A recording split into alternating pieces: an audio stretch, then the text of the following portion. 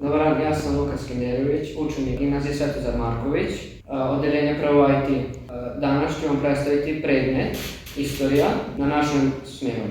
Istorija nije tako bitan predmet za programiranje, kompjuter i sve to, ali bitno je da znamo što su naši preci radili u prošlosti, da ne ponavljaju njihove greške. Dobar dan, ja sam Aleksandar Brunić-Buričar, učenik gimnazije Svetozar Marković, odeljenje prvo IT.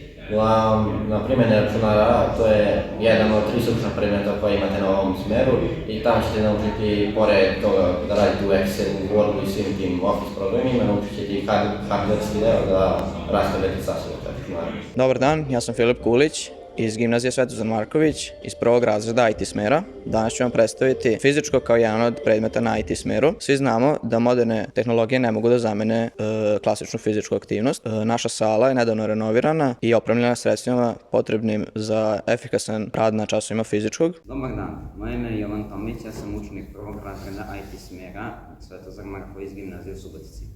Ja ću vam predstaviti matematiku. U matematici mnogo učenika misle da je teška u srednjoj školi, ali to nije slučaj kod nas.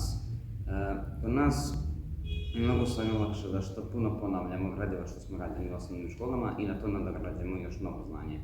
Dobar dan, ja sam Miloš Taranov, učenik gimnazije Svetozar Marković.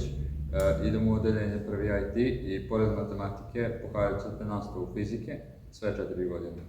Dobar dan, ja sam Marko Banda, učenik gimnazije Svetozar Marković i idem u odeljenje prvi IT. Danas ću da vam predstavim jedan od stručnih predmeta kojim ćete se baviti, odnosno programiranje.